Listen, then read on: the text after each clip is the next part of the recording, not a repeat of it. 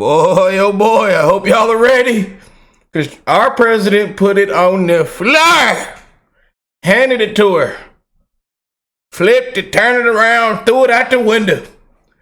God bless some beautiful patriots around the world. My brothers and sisters, I hope everybody is blessed, well, and healthy. Happy holidays. Merry Christmas. I hope December is going well for all you guys, man. You know, and again, you never know what somebody is going through, especially in these last 3.5, 4 years. It's been terrible, man. A disgrace. But America is back, man. We are so back. We are so back. And it feels good, man. And we actually have a president now. You know, we actually have a leader now. And again, you might not agree with me. You might agree with me. But we are so back. And it's time to turn this thing around.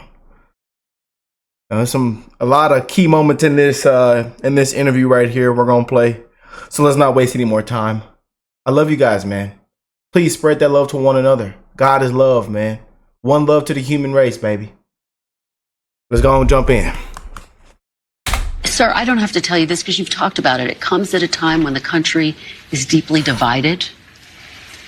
And now you're going to be leading this country for the next 4 years. For the sake of unifying this country, will you concede the 2020 election and turn the page on that chapter? No. No, why would I do that? But let me just tell you, when you say the country is deeply divided, I'm not the president. Joe Biden's the president. But you're going to be the president. No. I'm not the president. So when you say it's deeply divided, I agree. But Biden's the president, I'm not. And he has been a divider. And you know where he divided it more than anything else, and it probably backfired on him, I think definitely, is weaponization. When he weaponized the Justice Department and he went after his political opponent, me. Yep. He went after his political opponent violently because he knew he couldn't beat him. And I think it really was a bad thing. And it really divided our country. Sir, Democrats have control of the White House now. They didn't in 2020. If they are going around stealing elections, why when you didn't say they Democrats have control now of the White House? Yeah. So why didn't they steal this election? Since they have more power now. Because I think it was too big to rig. So you won't. Too big to rig. To the people who say that you're now directing your Justice Department to investigate 2020, and they want to move on. Very capable. I think Pam is going to be great. Precious resources. By the way, is that what you want them to do? Just so you know, I have the right to do that, but I'm not interested in that. Oh, you're not. You're not going to do that. I'm not interested. Okay. I have the absolute right. I'm the chief law enforcement officer. You do know that. I'm the president. But I'm not interested in that. You know what I'm interested in? Drilling and getting prices down and stopping people from pouring into our border that come from prisons and mental institutions. Let me ask you, sir, as you think about your inauguration, I remember your first inaugural address, you talked about American carnage. Have you thought about your message for your second inaugural address? I have. Can you give us a preview? We're going to have a message that will make you happy, unity. It's going to be a message of unity. And again, I think success brings unity. And I've experienced that. I've experienced it in my first term. As I said, we're going to be talking about unity. We're going to be talking about success, making our country safe, keeping people that shouldn't be in our country out. We have to do that. I know it doesn't sound nice, but we have to do that. But basically, it's going to be about bringing our country together. I asked you last time we sat down for an interview if you were going to pardon yourself. You said no. But now that President Biden has pardoned his son, Hunter, are you reconsidering? Might you pardon yourself? I didn't do anything wrong. I was given the option. And the lawyers told me, a very specific lawyer, I don't have to go into who, but very high up in the administration said, sir, if you pardon yourself, you're going to look guilty. And you did nothing wrong. Oh, I had that option. I could have saved myself a lot of legal fees. But it turned out that I was right. Look at what's gone on. Everything's being dropped. Shams! I got to pause and interrupt. I'm sorry, y'all. Because I was one of those ones that covered it. And a lot of y'all was here for it. A lot of y'all seen what took place. Seen what happened. Shams! And like what that lady named Kamala, what she say? We want to thank you. We want to thank you. Because that played a huge part in this victory as well. Can't beat them fair and square. The convicted felon, mug shots, raids, impeachment, all kind of crap, man. Couldn't beat the man fair and square. But we want to thank you. Like they say, we want to thank you. What's that Kamala accent, y'all? We want to thank you. Woo! They did our president bad, didn't they? But it all paid off, man. They drugged this man through the mud, and I was here for it. I seen it. You seen it. And a lot of people seen it, and then, you know, they say, well, you know what? I just hate Trump, so I don't, you know. I'm glad they're doing this to him. But you knew it was a sham. A disgrace, man. And there's a lot of people that need to be held accountable. And y'all know what I say. Hands behind your back. Walk backwards. On the floor. Spread them wide. We got to search you too. We're going to have to search you. I think you're drunk as well. Breathing this walkie-talkie. It's a bunch of them need to be held accountable, man. And that's my point. A bunch of them need to be held accountable. Disbarred, remove, investigated, man.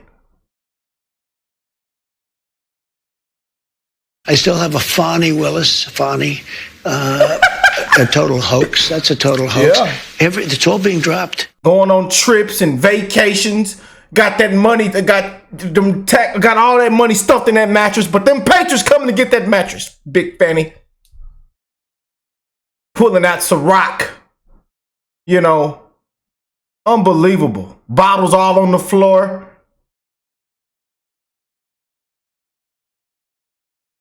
Pulling out mushroom tips and slapping with your boyfriend and lover. And paid him all. I mean, this is a disgrace. Lied under oath. Lied. Yeah. Let's get to the next one. I'm sorry, y'all. I got a lot of, you know, it's a lot of built up behind this, man. Because I was one of those ones covering all this from top to bottom. And I want y'all to know, I used to be an anti-Trumper. I used to be a never-Trumper. I used to believe everything that they were saying. I used to believe the mainstream. I used to believe family and friends. But then you start thinking for yourself. You start actually doing your research. Seeing what's actually going on. And how corrupt it really is. Woo! I'm really looking to make our country successful. I'm not looking to go back into the past. I'm looking to make our country successful. Retribution will be through success. If we can make this country successful, that would be that would be such a great achievement. Bring it back. We have a country now that's overridden with crime, that has millions of people that shouldn't be here, that should be in prisons in other countries, that should be in mental institutions. We have drug lords being dropped into our country and told never go back to their country. I'm looking to make our country great. I'm looking to bring prices down because, you know, I won on two things, the border and more than immigration. You know, they like to say immigration. I break it down more to the border, but I won on the border and I won on groceries. It's a very simple word, groceries. We have to get the criminals out of our country.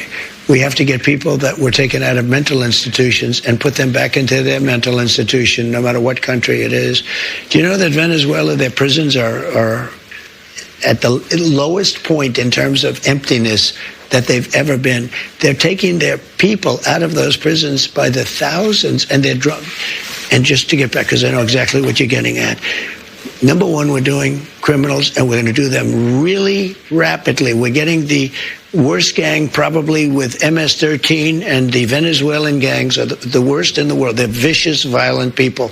And you see what they've done in Colorado and other places. They're taking over, literally taking over apartment complexes and doing it with impunity. They don't care. They couldn't.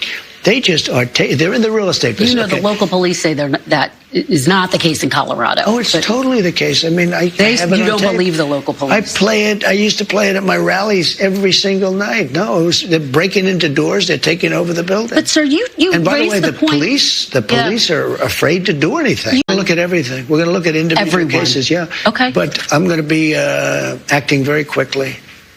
Within your first 100 days, first day? First day. First day. Yeah, I'm looking first day. Issue these pardons. These people have been there. How long is it? 3 or 4 years. Okay. You know, by the way, they've been in there for years. And they're in a filthy, disgusting place. Free them! Free them! Sorry, y'all. My emotions get a little high. Because when Trump made this face right here,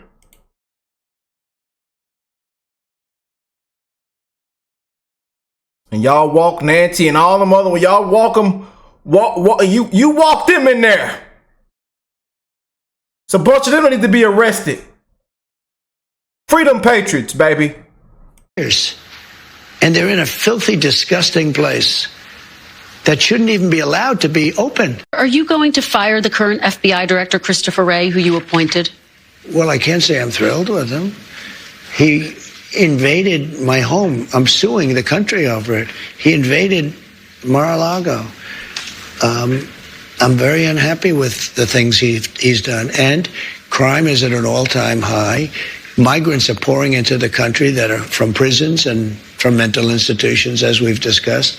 I can't say I'm thrilled. I don't want to be Joe Biden and give you an answer and then do the exact opposite. We're going to talk about So I'm not going to do that. What I'm going to say is I certainly cannot be happy with him. You take a look at what's happened. And then when I was shot in the ear, he said, "Oh, maybe it was shrapnel." Where's the shrapnel coming from? Is it coming from heaven? I don't think so. So, disgrace, man. You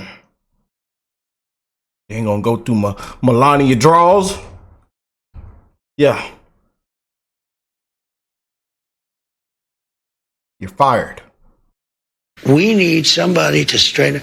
I have a lot of respect for the FBI, but the FBI's respect has gone way down over the last number of years. Don't you have to fire him in order to make room for Kash Patel if he is, in fact, confirmed? Well, I mean, it would sort of seem pretty obvious that if Kash gets in, he's going to be taking somebody's place, right? And somebody is the man. You're fired.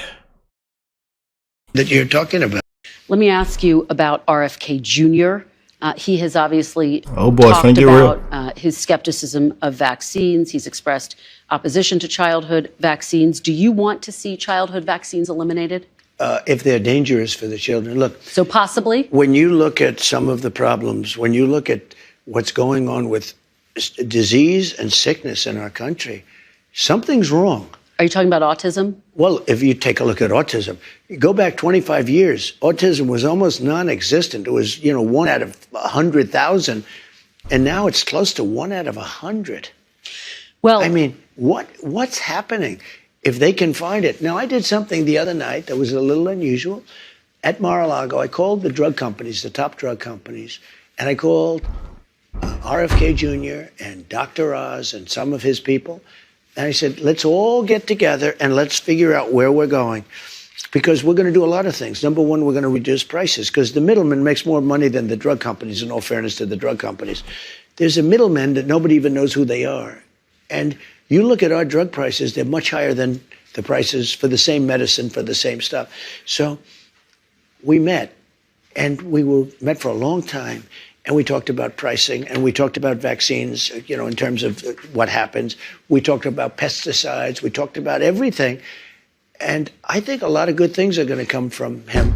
And he's not going to upset any system. He's not going to upset the system. He's not looking to, to reinvent the wheel totally. But when you look at the numbers, we really don't have a very healthy country. Well, sir, going back 25 years, studies show that there is no link between vaccines and autism. And yet it sounds like you are open to the possibility of him looking I'm at open to getting anything. rid of them? I think somebody has to find out. If you go back 25 years ago, you had very little autism. Now you have it. I mean, well, they say because they're better at identifying it. 1 in 100,000, and now it's 1 in 100. That's a pretty bad number. Childhood vaccines. I mean, something is going on. I don't know if it's vaccines. Maybe it's chlorine in the water, right? People are looking at a lot of different things. Childhood vaccines. I want them to look at everything. Everything. So childhood vaccines have prevented about 4 million deaths around the world every year. I think that's great. Isn't that? I'm all for it. I think it's great. Hey, look, I'm not against vaccines. The polio vaccine is the greatest thing. If somebody told me get rid of the polio vaccine, they're going to have to work real hard to convince me. I think certain vaccines are incredible. But maybe some aren't. And if they aren't, we have to find out. But when you talk about autism, because it was brought up, and you look at the amount we have today versus 20 or 25 years ago, it's pretty scary. Well, again, scientists say that's because they've gotten better at identifying it, and there's no link in but studies. The drug companies are going to be working with RFK Jr., and he's been an interesting guy to me. I've watched him for 25 years. And he's been an interesting guy. If they think that somebody was dishonest or crooked or a corrupt politician, I think he probably has an obligation to do it. But are you going to direct him to do it? No, not at all. Not at all. We have two great people there. We have him and we have Pam. And Pam Bondi has been like a rocket ship. She's very popular and very good and very fair. And Kash Patel is very fair. I'll tell you, I thought Kash may be difficult because he's, a strong conservative voice.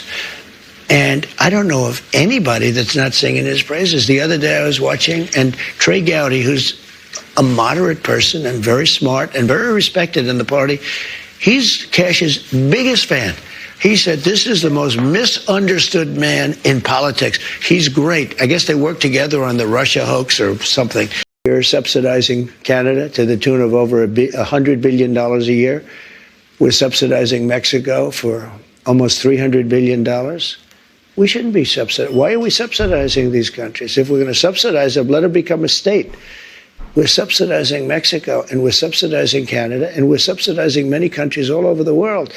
And all I want to do is I want to have a level, fast, but fair playing field. But another group of people, the estimated 4 million families in America who have mixed immigration status. So I'm talking about parents who might be here illegally, but the kids are here legally. Your borders are. You're talking about separation. Yeah, well, there are two aspects to this. Your borders are, Tom Homan said, they can be deported together. Correct. Is that the plan? Well, that way you keep well, I don't want to be breaking up families. So the only way you don't break up the family is you keep them together and you have to send them all back.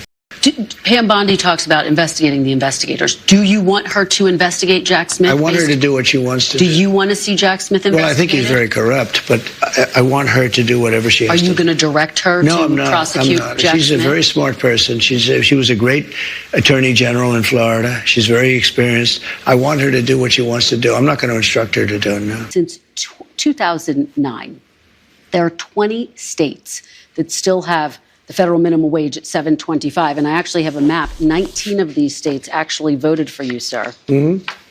And you can see it right here. I don't know if you remember this, but during the debate in 2020, I asked you if you would raise the minimum wage. You said you would consider it. And so my question for you is, now that you are going back to the White House, for these 19 states that voted for you, are you going to raise the federal It's a very low wage? number. I will agree. It's a very low number. Let me give you the downside, though. Yeah. In California, they raised it up to a very high number. And your restaurants are going out of business all over the place. The population is shrinking. It's had a very negative impact. But there is a level at which you could do it, absolutely. Yeah. What is that level, do you I don't know. I really don't know. I can say this. You have a lot of businesses that are open and thriving because of the lower minimum wage. If you raise it too much, and you understand this, if California went crazy, they went crazy. And the restaurants are closing all over. Many more people are hurt. So I hear you saying, similarly to sort of what you said in 2020, will you consider it? Is this something you're going to look at? I'd want to speak to the governors. And the other thing that's very complicated about minimum wages is places are so different. Mississippi and Alabama and great places are very different than New York or California. In terms of the cost of living and other things.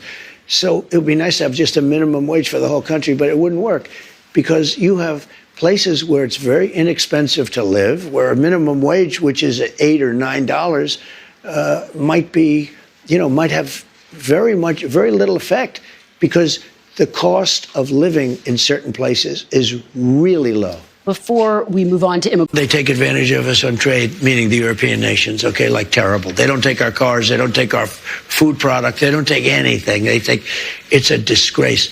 And on top of that, we defend them. So it's a double whammy. So let me just tell you, I was able to get hundreds of billions of dollars put into NATO just by a tough attitude. I said to the countries, I'm not going to protect you unless you pay. And they started paying.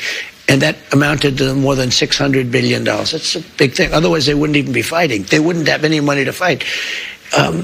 If they're paying their bills, and if I think they're they're treating us fairly, the answer is absolutely, I'd stay with NATO. This is what kills me after, she said this after covering up and carrying water for Joe Biden, covering up his decline. She got the nerve to say... When you think about your time in office, you are making history for a range of reasons, including the fact you will be the oldest person to be sworn into office. Do you commit to releasing your medical records? Sure. I do it all the time. I think I've released 4 of them. Not just a letter, though, your full medical report. Yeah, I would, and I think anybody should, but I mean, according to all the reports, I don't want to, where's wood? Is there some wood where I can knock? This lady carried, and look, she watch her laugh. But my reports are very good, very strong. So you plan to release? This lady carried water for Joe Biden, covered up his decline, and has the nerve to ask our president this. I just...